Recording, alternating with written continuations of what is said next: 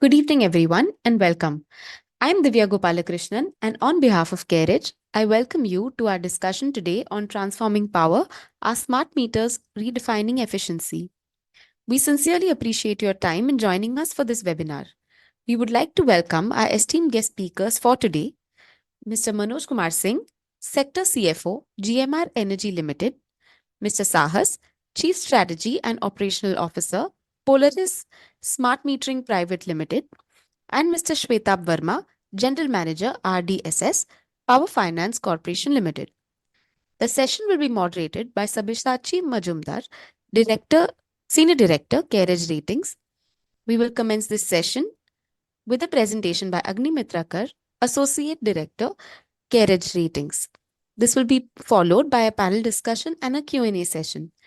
In case of queries, participants are requested to key in their panel. We will take up your queries during the panel discussion session. Now, may I invite Agni Mitra to make his presentation, please? Thank you, Divya. We will present the developments and trends in smart meter sector today.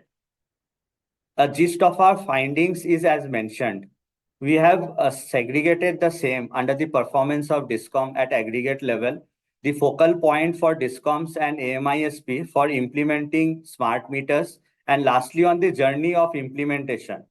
On an aggregate basis, the AT&C loss of DISCOMs have declined from 20.73% during FY20 to 16.4% in FY22 and 15.4% in FY23. This is largely driven by improvement in collection efficiency. States having high AT&C loss have come forward in implementing smart meter in a big way, which augurs well for their operational performance in the medium term. Typically, AMISP payout post-installation is likely to be around 7 to 8% of an average monthly bill. So setting up smart meter in high AT&C loss areas, say more than 20%, will provide more meaningful profit to the DISCOM. Digital collection of DISCOM, though growing rapidly, is still underpenetrated. This is important for the perspective of efficacy of the DDF mechanism and hence allaying the counterparty credit risk for AMISPs.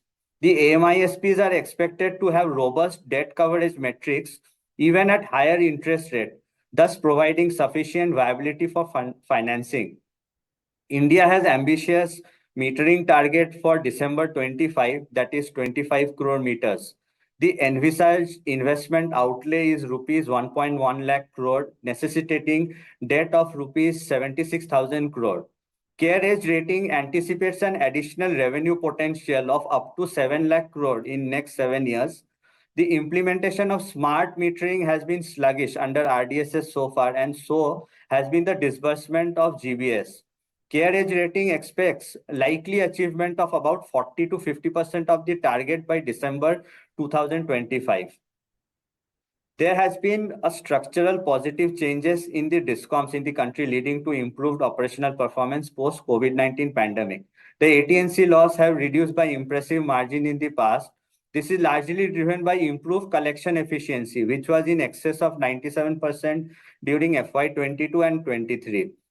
This is due to tariff subsidy collection being more than 100% of billed amount during FY22 and FY23 from respective state government. On the other side, billing efficiency has also improved, though marginally, due to slightly better metering practices. As per REC's Consumer Service Rating Report, the basic reading as well as the next step, that is remote reading, is also showing improving trend.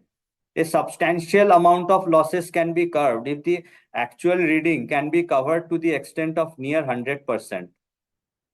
The relevance of smart meter increased when the Ministry of Power widened its tariff policy in FY16, mandated smart meter installation for consumers having monthly consumption of at least 200 units and for distribution transformers. Recovery of equipment cost improves in such case, say assuming average bill rate of rupees 5 per unit and thus monthly bill is 1000 rupees. The diagram explains the existence of several smart meters which communicate with the head-end system and meter data management system on real-time basis using RF or PLC technology. Smart meters which can be both prepaid as well as postpaid, can easily get integrated thanks to their communication ability. Real-time recording of electricity helps the DISCOM for better power demand and pricing management. Moreover, it provides the flexibility of local as well as remote reading or connection or disconnection, which is important to reduce loss, reduce reading cost, and better billing. In the past, there has been multiple schemes from MOP to promote installation of smart meters like the Deen Dayal Upadhyay Gram Jyoti Yojana and Integrated Power Development Scheme. Then the GOI rolled out the revamped distribution sector scheme with an outlay of rupees 3.03 lakh crore, having gross budgetary support of about rupees 97,000 crore during FY22 FY26 period. Smart metering forms an integral part of RDSS. As on December 31st, 2023, MOP has approved rupees 1.2 lakh crore for loss reduction and rupees 1.3 lakh crore for smart metering. GBS for smart metering is rupees 24,000 crore. Let us refer to Exhibit 3. The DISCOMs of Tamil Nadu, Uttar Pradesh, Maharashtra, West Bengal, Gujarat, Rajasthan, and Madhya Pradesh are some of the largest beneficiaries under the scheme, evidence from the quantum of sanctioned cost of metering represented by the teal bars. The percentage of GBS varies from state to state as shown by the dots. Roughly 18% of the meter cost is expected to be funded through GBS. As the implementation progress has been low, the GBS disbursed till November 23 has been low. But there is significant potential of additional revenue earning for DISCOMs. CareEdge rating expects cumulative additional revenue of around rupees 7 lakh crore in the next 7 years for the DISCOMs. This is much large as compared to the payout to be made for CAPEX or TOTEX. We are going to cover the implementation progress in next slide. Smart meter implementation project viability is linked to the average monthly billing to the consumer as well as the prevailing AT&C loss. Thus, there exists potential to unlock value by the DISCOMs through smart meter installation in high AT&C loss area. Also, installation of smart meters for consumers having very low average energy consumption may not yield significant benefit.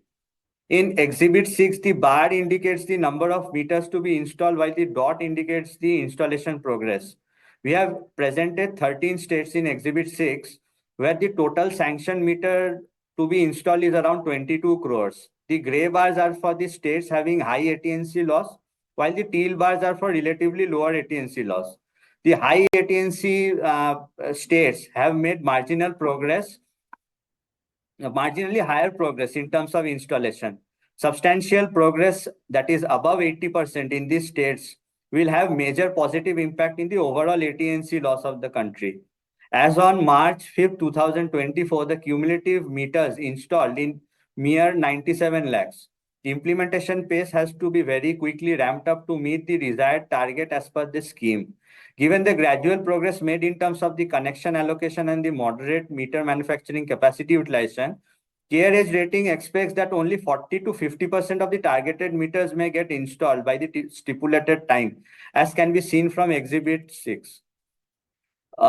In terms of implementation, the AMISP will play a crucial role.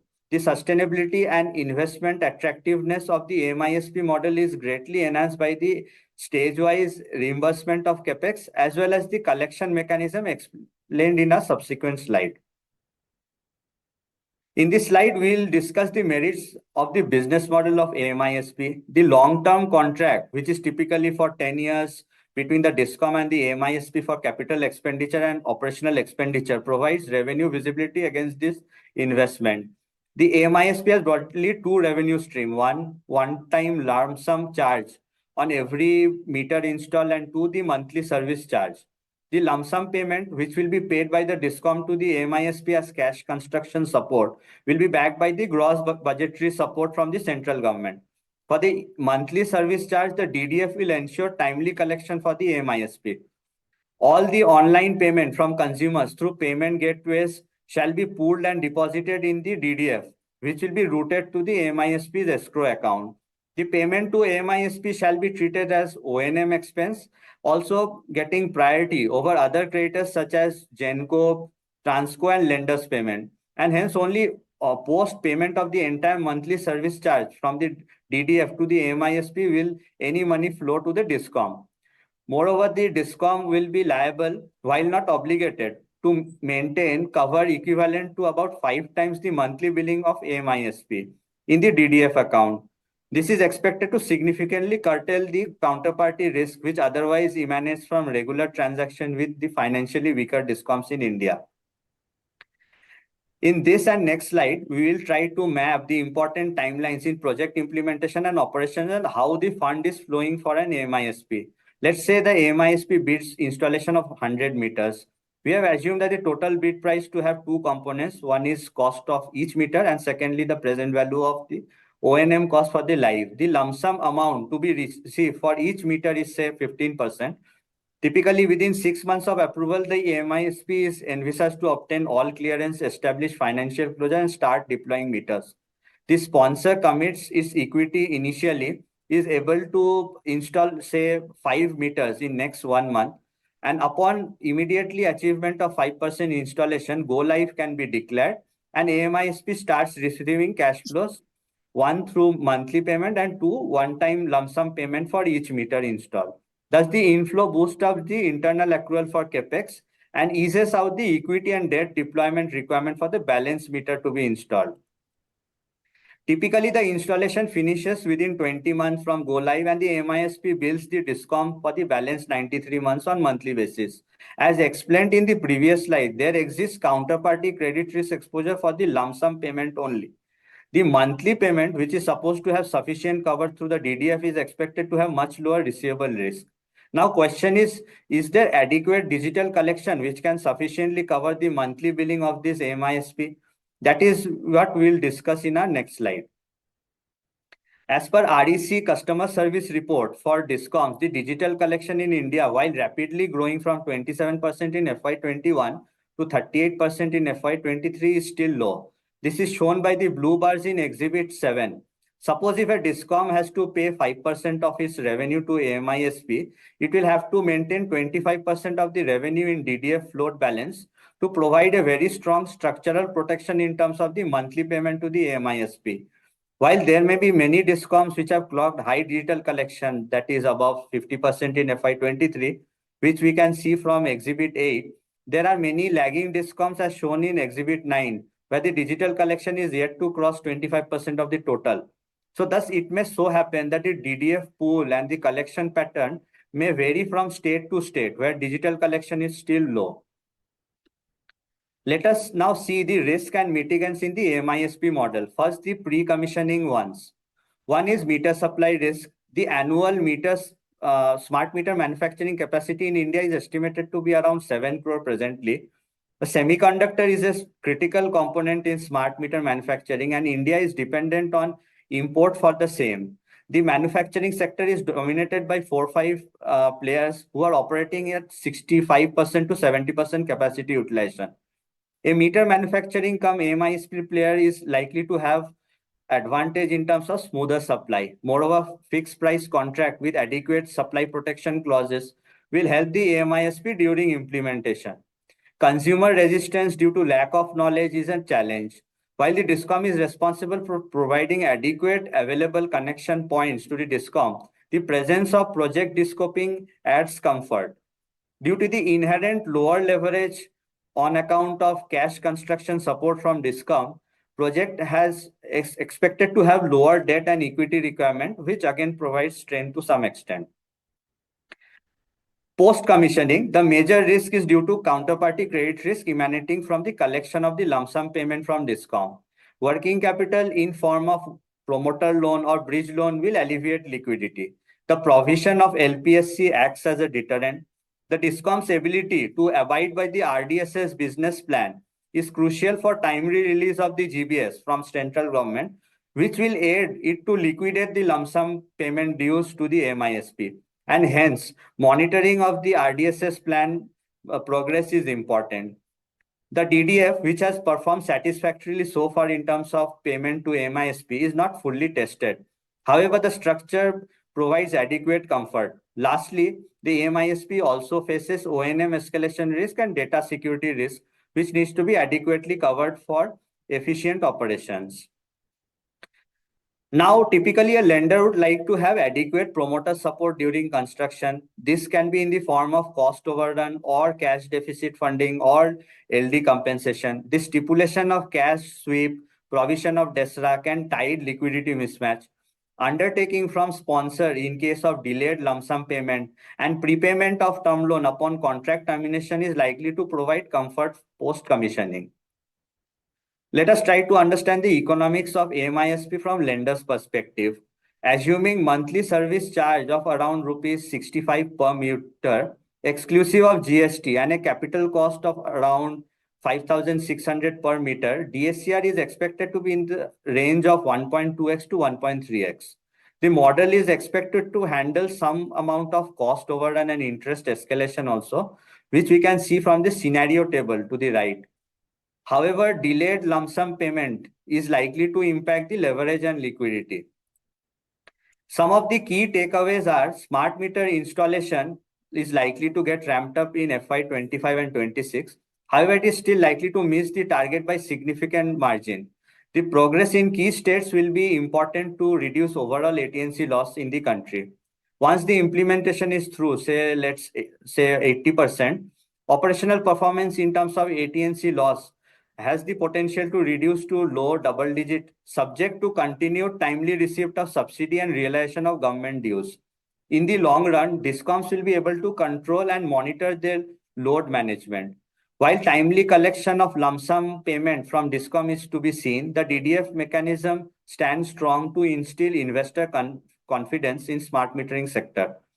The robust coverage metrics of AMISP model adds faith to the possibility of financing the significant quantum of capex requirement in the sector. This marks the end of my presentation. Handing over to Divya. Thank you, Agnimitra. As conveyed earlier, all attendees are requested to key in their questions, which we will take up during the panel discussion session. Now, may I invite Sabyasachi Majumdar to take over the session, please? Sabyasachi Majumdar is a Senior Director, CareEdge Ratings. Yeah, Has over 25 years of experience in credit rating and sectoral research across diverse sectors such as power, renewable energy, cement, sugar, chemicals, oil and gas, etc. He is also an alumnus of IIM Lucknow and Delhi College of Engineering. Over to you, sir. yeah. Thank you, Divya, for the quick introduction, and Agnimitra for a wonderful and comprehensive presentation. Good evening and a very warm welcome to one and all who have joined us for today's webinar on the smart metering sector. Now, it is very clear that smart meters have significant revenue potential for discoms, which have been otherwise bleeding in the past due to inadequate billing, among other things. There's a governmental impetus to drive the rollout quickly through financial support so that the powered distribution sector makes a turnaround operationally. However, the smart metering sector is still nascent in terms of the actual implementation progress made in the last 1 to 2 years. New risks will be evolving as we progress in this sector, and it's not very clear to us if the risks are fully understood yet. So we need to understand the surprises which may creep up during both the operation as well as implementation phase of the program, and what impact they may have on the project economics. That apart, we need to grapple with the question that is smart metering the panacea for discoms, or are there other issues which also have to be tackled? While these are very tricky questions, we are fortunate in having with us undoubtedly some of the best minds from the industry to answer these questions and share their valuable perspectives with us. I would like to introduce you to our esteemed panelists in alphabetical order.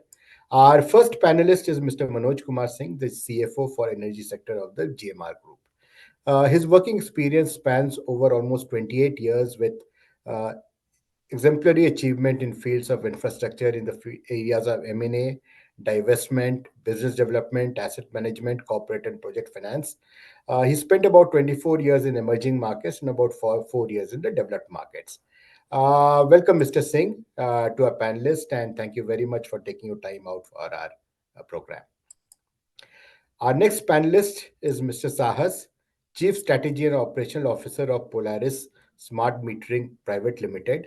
Mr. Saahas is heading the overall strategy and operations at Polaris Smart Metering Private Limited. He has close to 19 years of experience across both in industry as well as consulting in fields such as sales, project strategy, procurement, and implementation of large capital projects. Welcome, Mr. Saahas. Our third panelist for today's session is Mr. Shwetabh Verma from the PFC Limited. Mr. Shwetabh has 20 years of experience in the power sector. He has a varied experience of power sector, ranging from transmission to distribution sector. He has experience of formulation and implementation of Government of India flagship schemes. Mr. Shwetabh has formulated the ERP model SBD for selection of ERPSI for implementation of ERP in utilities under RDSS. Welcome, Mr. Shwetabh. So, without further ado, let's get rolling with the questions for the day. My first question is to Mr. Singh. Mr. Singh, smart meters are a new business model and will work differently from a typical project financing structure. So, what are the challenges do you see from an industry perspective in meeting such requirements, and what are the solutions that you have in mind for this? Thanks, Web. See, normally what we have seen in our country is a long gestation infrastructure project getting developed out of it, which normally getting implemented in a 3-year period, and then the cash flows are normally start after the project is achieving the COD part of it. Now, when I see over here, when the smart meter came over here, also for the financial institutions, banks, everyone, they were also having a question concerns about it, that how and what way, I mean, this can get migrated in normal infrastructure funding part of it, though it cannot be have a common line of thought process over there. Because here, I mean, the challenge primarily which comes out of it is like the smart meters are getting into the house of the consumers, and it is geographically distributed part of it. And also when we try to see that the mindset of the people, when we talk about it, people have the mindset of having the postpaid meters where they pay the bill later on part of it. And here, I mean, we are talking about a prepaid smart meter. So how, I mean, in what way how and what way the consumers are going to react, and how they are going to support the overall, I mean, implementation part of it. Now, the challenges also comes over here on the implementations part of it, whether how the implementations and other thing happen. When we see about this RDSS scheme, and when the RECPFC, when they have come out with the bidding document, the model bid documents part of it, they have tried to address, I mean, those concerns in those document part of it. When we see about it, the very first point which we, as Agnimitra also has reflected in his presentation, that primarily like this is a project, I mean, which start generating the cash flows after the 6-month part of it. It's like a 5% or 25,000 of meter you install, and once you go live, your revenue start generating over there, which primarily mean that there is an element of internal accrual, which is like a GBS, what he is talking about it. But yes, there is an internal accruals which are getting generated within the project time period, and these are going to primarily help in optimizing the project cost part of it, which is likely the landers also would like to see it as a very positive part of it, where there are natural revenue which are coming and offsetting the project cost and helping you to get the fundings part of it. Now, that's a one part of it. When we talk about it here, I mean, this is a project like we see in other project, it's more of a working capital driven, raw materials, everything part of it. Here, the working capital dependencies for this project is very, very low. There is almost like during the operation period, you don't need, I mean, that type of working capitals, capital part of it. Definitely, yes, I mean, during the initial implementation period, you need to have normally LCs and other part. But, and then the normal, for the landers, it's more important to see whether how my cash flows are getting secured over here. Now they have, I mean, we have seen that thing. It was earlier been talk of it, I mean, in terms of security, LC to be provided in power sector, which never came in place, but still the project got implemented part of it. But here, I mean, the scheme is stipulated the direct debit agreement part of it, the direct debit facility, which normally ensure that your revenue, which is going to get, I mean, it has the certainty for this project. Now, this make, I mean, the entire project viability undergo change part of it. It changes the mindset of the landers also, where they were earlier been funding on the asset-based funding part of it. Now it is getting shifted from the asset-based, it is getting shifted to the cash flow-based model part of it. So when your offtake, it's been getting taken care of it. When your when your implementation, if the agencies, if the player in the market, if they're capable enough of handling this type of project, if they are able to do and implemented, having a credential of developing this project, that has slowly started providing the comfort even for the landers also to get and look into this project part of it. And we see today, like there is today like a fierce competition also, which is happening among the landing community to try and to fund this project part of it.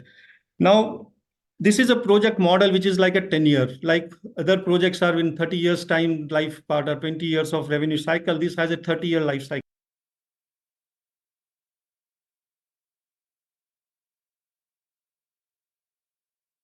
Mr. Singh, you are on mute. Yeah. Sorry, I don't know how it got muted over here. So, uh, when I'm talking about it's a 10-year of the concessions period part of it, where there is a 93 of revenue model. I feel like I mean the structuring of the transactions and how you're structuring, how you're making the structure in the sense that it can be tax efficient. The capital structure has to be defined, which has to run, I mean, through with the landers also, where they should agree and try and look into this capital structure implementation. So when I talk about the implementation risks and other part of it, definitely the consumer mindset, which are there. I mean, there is an intrinsic benefit also the consumer are going to get out of this smart meter implementation. I believe that, I mean, once this smart meter, the people will have an access to their own consumptions data and other part of it, which can eventually lead to the reductions, also reduction of their own billing system part of it. When we talk about the grant which is coming out of also the government is also indirectly is getting. So the grant is also supposed to be a key important cash flows for the smart meter, which has been front-ended for the 3-year period. And when you get in the 3-year period, it is reducing your net project cost part of it. This has, I mean, make the landers to be very, very comfortable in terms of looking for the financing of it. It's a short duration period immediately in a 6 to 7 year. I mean, you're implementing, you're getting your returns part out of it. So the challenges definitely would be there, but those challenges and other things are going to get addressed as we move along with this thing. So, Mr. Singh, is quite encouraging to see, your positive, take on the sector. Although we also take your, point that a lot of consumer focus. I mean, it's more like a B2C business, so customer centricity will be very important for ISPs to succeed. So, on that note, I go to Mr. Saahas. Now, it's fine to talk about projects and all, but the fact is, at the core of it, supply of meters is going to be very important. So what we wanted to understand is how is our pipeline in terms of manufacture and supply of meters? Is it going to be challenging? And how do you see the sector evolving? Do you see separate AMS ISPs on one side and meter manufacturers, or do you see more integrated kind of players developing in the market? So how do you see the manufacturing ecosystem as well as the players in Thank the you, system? Sabyasachi. First and foremost, I thank you for organizing this and having me in this August panel and for a very relevant topic that we're discussing today.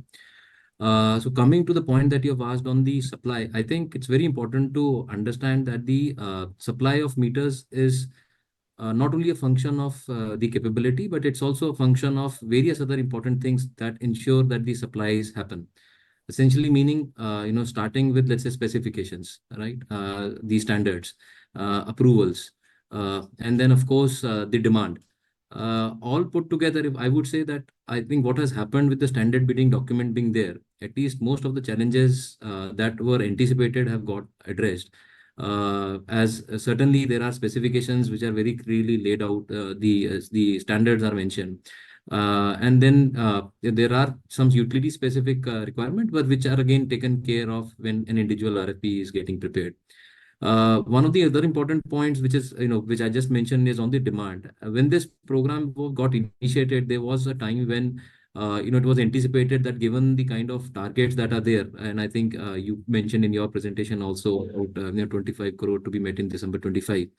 A lot of the RFPs and the requirements came together, and their industry was looking at a risk that if all this thing comes together, then how this supply will be managed. What has happened over a period of time is that naturally all the most of the requirements so far have got staggered, which has in itself streamlined the peaks that were envisaged. And today, when we talk about the tenders which are there, I think about 18, 19 crore worth smart meter tenders are out, and out of that 10, 11 crore smart meters are awarded. Net essentially meaning, if you have to look at in the period of about 2 to 2.5 years for the implementation phase that we are talking about, very ballpark, we would be looking at about 4 or 5 crore, or five plus crore, five plus kind of a per year requirement.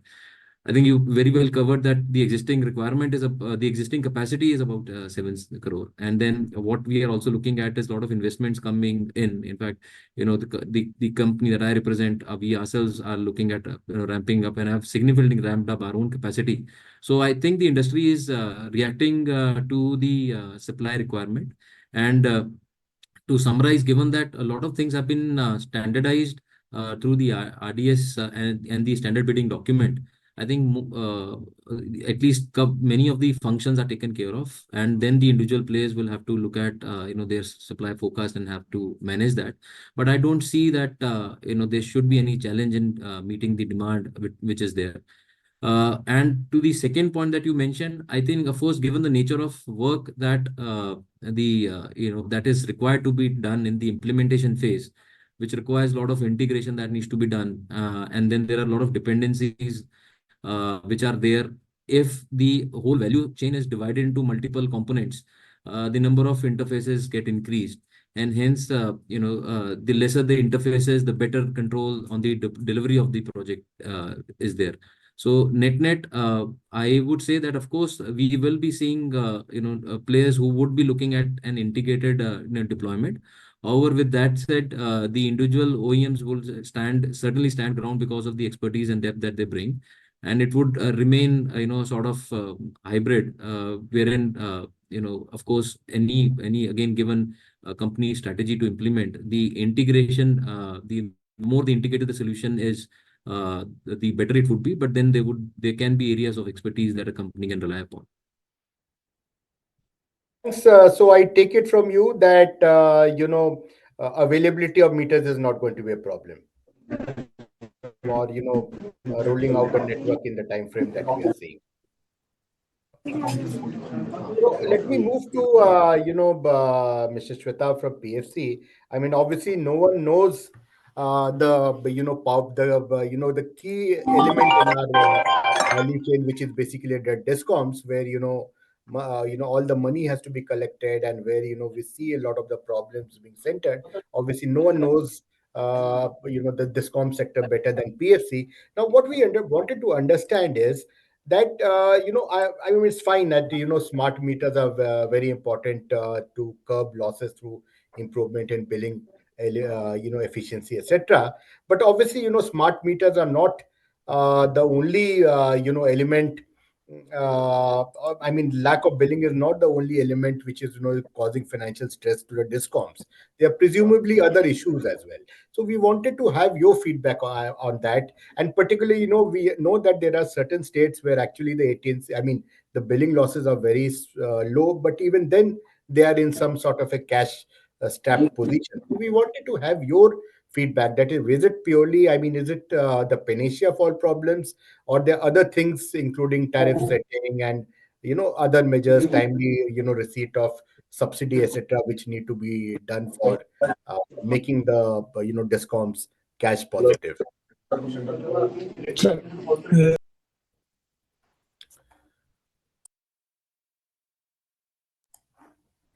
Mr. Verma, am yeah, I thank you, audible? sir. Yeah. Yeah, you are audible, sir. Now I am audible. Yeah, yeah. Thank you, sir. Thank you for Yes, sir. inviting me in this webinar, sir. Your question is somehow is the culmination of so many things. So I have started with some sort of the smart meter. A smart meter is not the panacea for the world.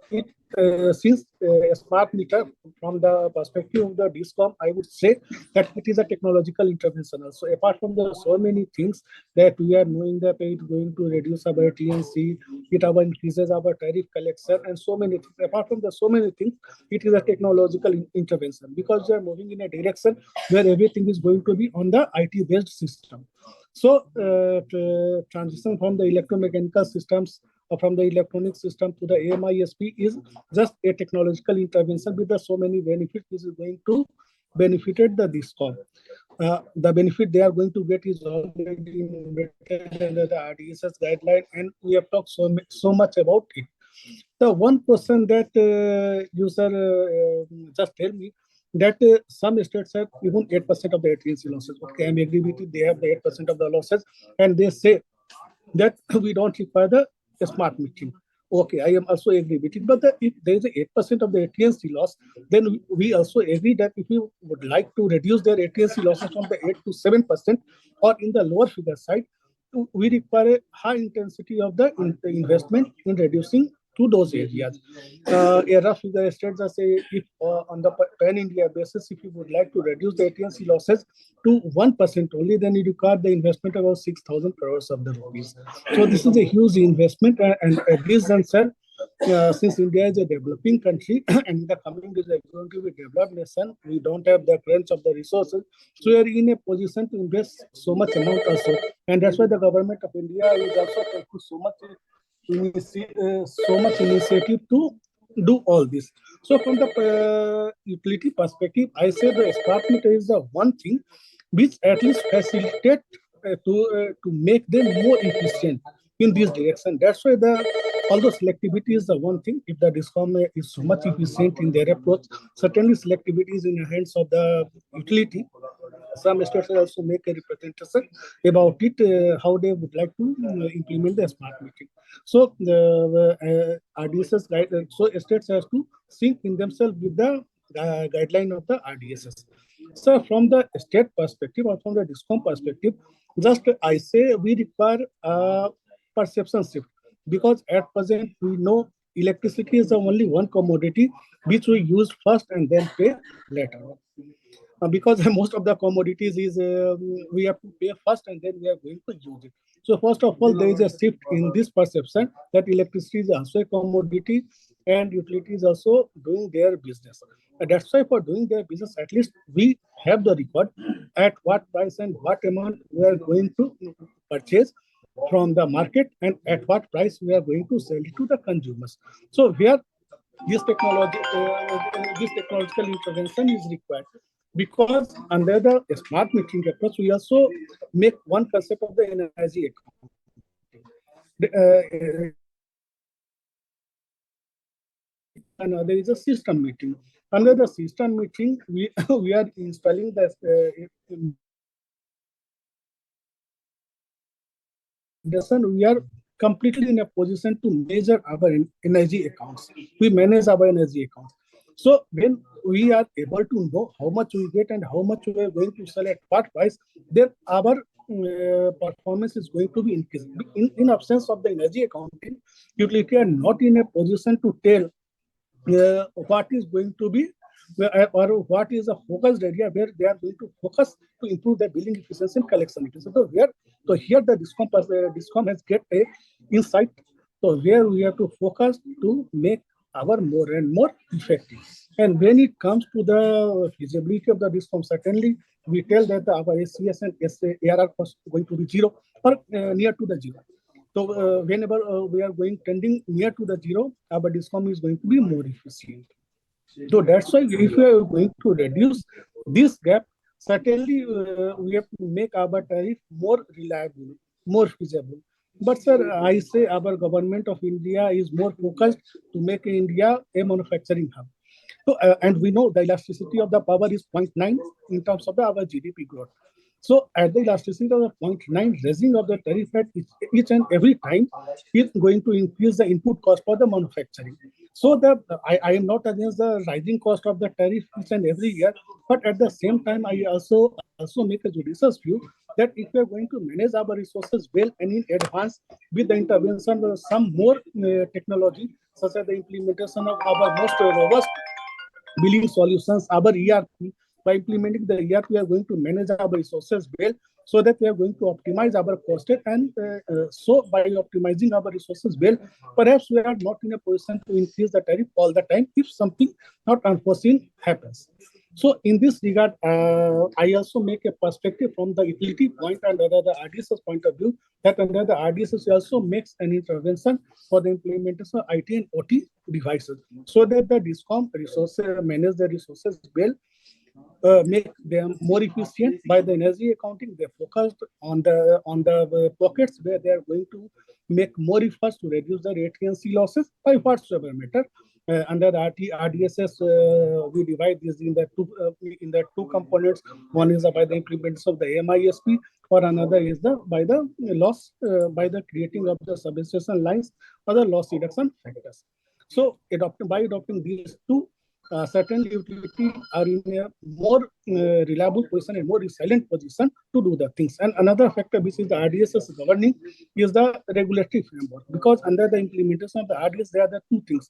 One is the loss reduction work, by virtue of which you are going to strengthen your system. Second is the AMISP, where you're going to collect, where a technological intervention will be there.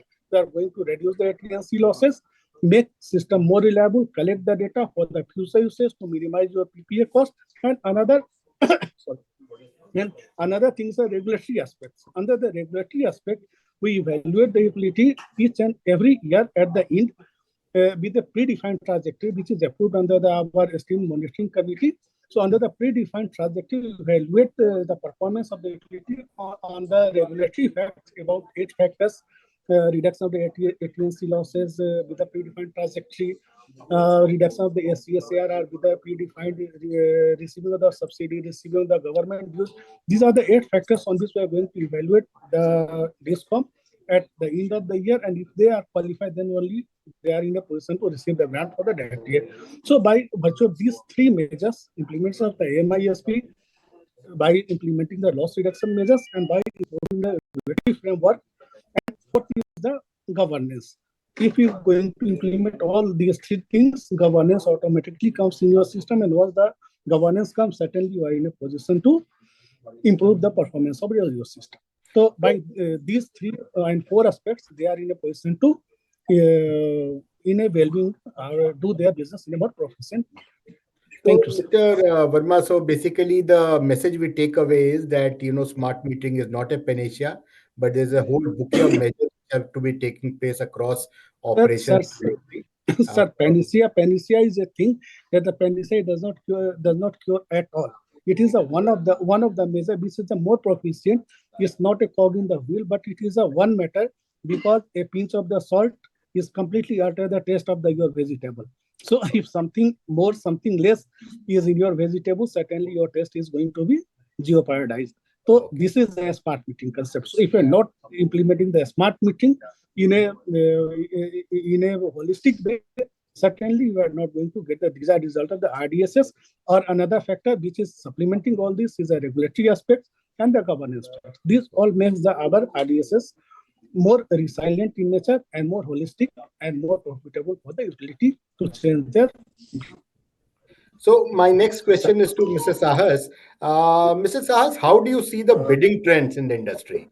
I mean, are we seeing very fierce competition involving unfolding in the sector with finer and finer bids? So how do you see the competitive intensity in the market? So I would say that as far as the bidding is concerned, the whole ecosystem has seen a journey so far. Having reached almost 1.5 years of bidding process. The bidding started early last year. I mean, I'm talking about large smart meter contracts, where actually the bid processes started early of last year, and today we are in March. About 10-15 months or even more than that, the journey has been seen by all the players, and the ecosystem has matured. There are references which have come into picture now. The rates, to my personal view, would be have stabilized as far as the pricings are concerned. Again, my point of reference is RDSS and the bids that are coming under RDSS under the SBD, where the point that I was making earlier as well, that the SBD does define a lot of contours, which ring fence a lot of assumptions that any bidder has to make. And there are very less bid specific assumptions that any bidder has to make. And with that said, So I think it is stabilizing now. In fact, many recent trends have shown that the margin of difference between the L1 or so to say an L2 is not that significant. And these are marginal differences that we are looking at, maybe an odd bit here and there, which again is either due to very peculiar requirements that are added by any utility, or it is that a new entrant has come into the market and has come with some set of assumptions and partners who are supporting them. So barring those exceptions, I think the trends are stabilized. And also what we are looking at is that while new entrants are coming, the and as I was saying that about 18 crore or 20 crore about kind of tenders are out, and the remaining quantities are either for utilities which have not come even with phase one, or there are utilities who are now starting with phase two. So net at one point of time it was felt that some of the key major participants would be looking at some share, and after that maybe looking at the implementation and then attempt at phase two. But with the natural staggering, what has happened is that even the players have matured on the implementation and have actually tasted success in implementing this program on the ground. Even though it may be behind what the actual deployment would be, but then doing go live, so to say, or installing meters on the ground does come up with some success. And tasting that success, the possibilities of implementing such large program have actually become a reality, and the bidders understand that.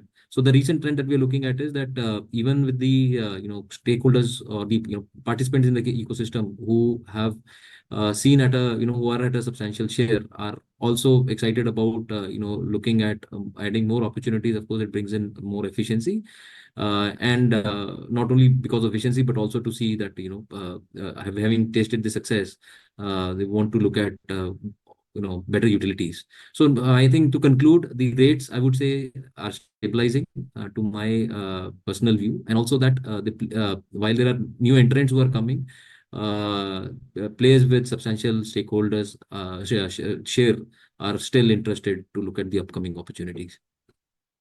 Thanks, Mr. Saahas. It's good to hear that, we are not really seeing too much of irrational bidding, and there seems to be, I mean, going by your statement that adequate, returns would be available for, potential players. So, which takes me to Mr. Singh. So, we wanted to share your perspective, given the, large market size that we have, given the, long uh, revenue streams, as well as the fact that it seems, going by Mr. Sahas' statement, that there's enough being left on the table for operators. So do you see a lot of investor interest also? I mean, do you see investors coming into the various platforms of players who want to offer this kind of services? You are seeing a lot of investor interest. Yep. So when we see the smart meter, now this is opening up the distribution sector part of it. Now the distribution sector is moving toward the privatizations part. The investors, when they are trying to look into the investment philosophy part of it, they are not only looking the smart meter to be as a business, but they are also trying and seeing that what is the next, which can happen over here. Hence, what they are trying and looking into it, that they want to partner with the person, who has established his name. They have, the execution capability. So they want, that type of partners, to join over there.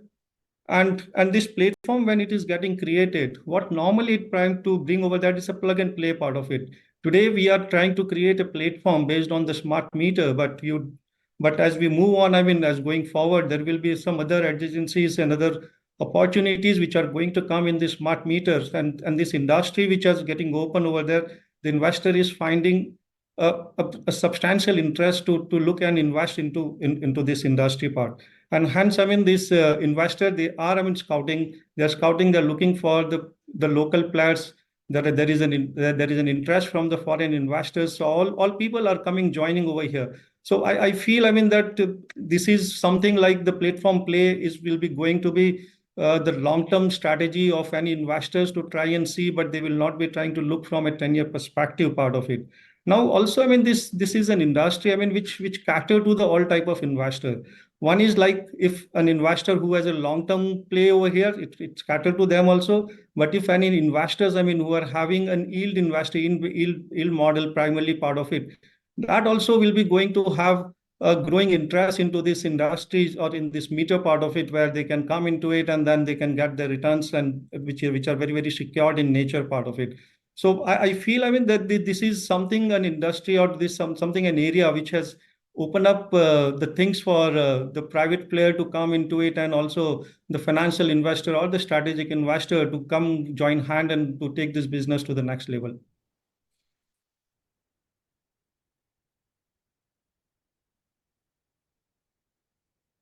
We'll take one last question before, Agni, you can take some of the questions from the, question box. You can put it to anyone, any of the three panelists. So last one question for, Mr. Shwetabh. Are we equipped adequately to tackle cybersecurity risk? Has PFC evaluated that, this should not expose us to cybersecurity risk because of smart meters? Thank you, sir. Actually, with the intervention in the initial days, when OT things, actually, so much things are already connected, IT equipments are connected with the network, so there is adequate provision to cover up these risks for the cyber securities. But when the OT equipment, operational technology equipment, such as the utilities equipments are going to be connected with the network, there is a difficulty comes for the cyber security. This is just equivalent as in the initial days when the postal and telecom are not invented, and there is a provision in the contract agreement when the contract agreement is going to be accepted, either the postal date of the post office dispatch or the date of the receiving. So in this regard, our contract is going to be amended. Similarly, when such type of the concurrence happens, that so many OT things are going to be connected with our network, then our information, we require a new act in this regard. And this act is governed by our Information Technology 2000, which is going to be amended in 2008 also.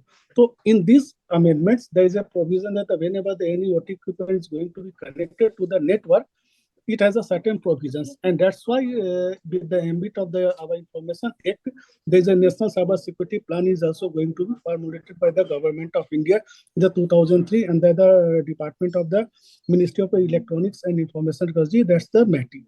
So under the 2008 National Cyber Security Plan, there is a National Critical Information Interaction Plan going to be formulated, which is called NCIIPC 2014, where the nodal agency is the NCSP is the nodal agency to tackle all such type of the situations.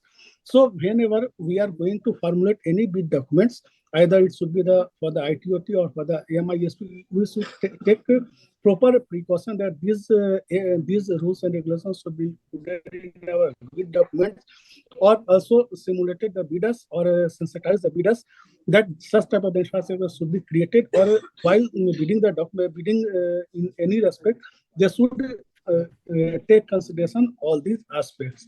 Because without all these aspects, because in the coming days, if 20 crores of the meter is going to be connected with that, it is going to be a great challenge to tackle with the cyber security. That's why a great regulation is required, and that's why the MATI has divided your 6 sectoral infrastructure divisions, and out of the one sectoral division is a Ministry of Power, which is headed by under the guidance of the CA.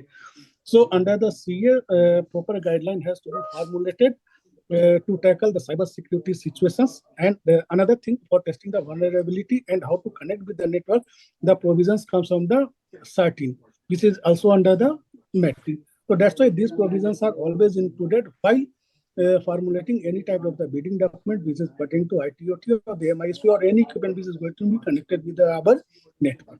So there is at present, because these are the evolving sectors, so with the passage of the time, we every day something new comes, and it is my request to the bidders, whenever they are going to bid, they just impress themselves with the latest cyber security rules and regulations, which is formulated by the government of India or any entity, because every system is unique. Our PFC system is unique, and utilities system is also unique. As a CPSC, we have a great precaution for the cyber security. But as a utility, since their technological intervention, IT intervention, not up to the extent that is required, they have the less informed about the cyber security. That's why under the RDSS guideline, under the provision of the RDSS, we inform the utility that you have to carve out a separate IT division, which is headed by the chief information officers, to take care of all this. So this is all about the robust mechanism, which is already formulated. Whenever we receive any presentations from the any sector or any stakeholders, we are going to include it in our bidding document and in our process for publishing of any new bids. Thank you, sir. Yeah, thank you, sir. Yeah, thank you. I will also take a couple of the questions from the audience as of now. So I think the general trend of the audience question has been towards the efficacy of the direct debit facility. Multiple questions have come in. I would pose question to Mr. Saahas. There is a question from the audience that how has been the performance of this DDF facility, and which of the states are there where the DDF facility has gone live, and also how do you see that they would not be this structure would not get retracted going forward, because in the past we have seen the AP tariff issue. While we understand that there would be a kind of a quadripartite agreement, standardized agreement out over there, which would kind of insulate to the maximum extent. But if you can just give the audience a perspective of how the performance has been till now. Yeah, thank you for the question. I think while DDF is I mean, I would say very beautifully conceptualized, because it certainly gives surety on the returns on the investment that anyone would bring. The fact remains that as we speak today, a lot of projects have got awarded in the last couple of months, and a go live, which is a precursor to actual payments happening, that are yet to be done. And there are a couple of utilities which are in advanced stage of, and some of the MISPs who are in advanced stage of implementing these projects. But I think the real success of the DDF is yet to be tasted. And with that said, of course, because it is a condition precedent to the award of contract or the execution of contract. So as you rightly said, the DDF has been signed in spirit by all the four parties, which include the payment gateway, the agent, the utility, and the MISP. And the terms of the agreement are very well laid out, wherein everyone's responsibility are clearly defined, and how it has to be paid, and the timeline within which it has to be paid is very clearly defined. And I think you made a very important point when you brought out the penetration of online payment. Because this does not actually restrict to any specific area where the MISP would be working, and all the online payments beyond the area of working of the MISP would be considered for this payment. So with that said, looking at the penetration which is there, and this being a direct debit which is going to happen, and this being under O&M, we anticipate no challenge to, I mean, if I were to put that way, in the payments, at least the PMPM which is concerned. And there has been a recent clarification which has been issued by REC, which furthermore ensures the grant also, which essentially could be paid by DDF, and it could be recouped later on once the grant has been released. So I think as an AMISP, just to summarize, I think the real test or the real taste is to be actually it has to be tested as far as real implementation of DDF is concerned. But the contours are there, and I think very well safeguarded contours for all the parties which are there. Yeah, thanks. There's one more related question to for DDF. There's a question that if there's more than one AMISP for a discom, how will it work? Will there be a common DDF, or how does it work in practice? So should I take that? Yeah, sure. Yeah, okay. So I think it has been it has been a prerogative of the utility. However, and I can cite two different utilities. For example, where in UP there are separate DDS which have been done with the separate with the two different AMISPs. And on the contrary, there is let's say West Bengal, where there is one DDF account, and the payment will be done on a pro rata proportionate basis. Right. So both the modalities are there. I think as far as the AMISPs are concerned, and the payment gateway is concerned, it has to be a gateway which scores about 5 times the average monthly PMPM for a particular AMISP. So if it's a common one, I mean, of course, the 5 times factor has to be looked into appropriately.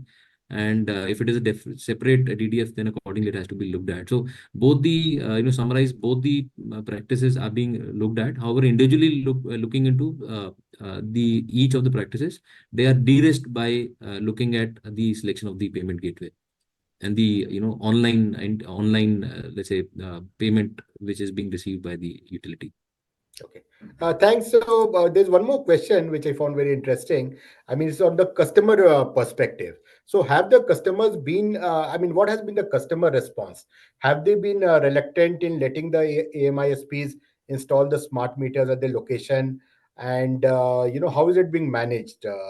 So either, Mr. Singh or Mr. Saahas, whoever wants to take this question as to, what has been the customer response to it, smart metering. I think I'll let Mr. Singh respond to it, and then I can add. Yeah. So, see, the study which has been done over here, it normally state that when the smart meter has been installed, there are, I mean, definitely there are resistance out there. And this primarily the resistance comes from the literacy, digital literacy point of view, where the people do not have, I mean, normally the meters, whatever the billing which they are getting part of it, then the literacy, because they are not, I mean, very conversant about the payment of payment structures and other payment part of it. But after the implementation of smart meter, which has happened, and when the customer have understood, I mean, the benefits and coming out of it, and as the growing knowledges is are been happening over there, the majority of the people are becoming conversant with all these technical problems what they were having internally part of it. And slowly, I mean, I can say that there is slowly, I mean, the consumers are been tending toward it. Maybe like a 60-70% of the people from the survey, which I think REC itself has done that thing, that itself has stated that I mean, the consumers are getting, I mean, acquainted, I mean, to this type of changes which are been happening over there. So as we can add, I mean, further more on this thing. No, I would totally agree with what you said. I think certainly I wouldn't say that there are not challenges on the ground, and hence during the implementation phase, an AMISP has to work along with the utility to plan the rollout, and the identification of such areas or places where the resistance could be high needs to be identified much early, and then there has to be a consumer awareness program which has to be run along with the utilities wherever it has been run, and of course that has helped and will continue to help. I think when you are implementing a program, let's say smart metering, that too in a prepaid mode, it certainly is a cultural shift that you are making. But then there are consumers who are very much open to implementing it, looking at the positives, the control that they are having in their hand to look at the consumption and take decisions accordingly. So once you have implemented the program in such areas, of course one thing that we also realize is that the word of mouth is very impactful. And once that starts circulating, those areas where there could be a tendency of resistance get addressed over a period of time. So I think net yes, there happens to be resistance, but then it can be looked at and worked out, and that has to be done along with the utility during the implementation phase. Thank you, Mrs. Sayas. I really had a lot of questions for all the panelists, and I can see quite a few questions in the question box from the audience also. Unfortunately, as is very typical for webinars like this, we always seem to run out of time before we can ask all the questions, particularly since it's just a exciting and a very happening area. And unfortunately, that's the way it works. So again, I'd like to I mean, so unfortunately we have to close the webinar now, and I'd really like to thank all our esteemed guest speakers for the insightful views and patiently answering all the audience questions that were posed. Mr. Singh, Mr. Saahas, and Mr. Shwetabh, it was a great privilege to host you, and I'm sure all of the participants and I mean us personally also, we are greatly enlightened by the uh, you know uh, perspectives that you have shared with us. And I'd also like to thank everyone in the audience for taking the time out and being a part of this CareEdge webinar. And finally, special word of thanks to my colleagues, Agnimitra and his team, for coming out with such an excellent and insightful presentation. And on that note, I shall now hand over the stage to my colleague Divya for the closing remarks. Thank you, Sabyasachi, for moderating the session, and Agnimitra for your presentation. Once again, thanking all our guest speakers for their insightful views. It was a privilege to host you all. And lastly, thank you to all the participants for taking the time out and being a part of this CareEdge webinar. For any further queries, feedback, or suggestions, please write to us in the feedback mail. Goodbye for now, and I request the tech team to kindly log off. Thank you.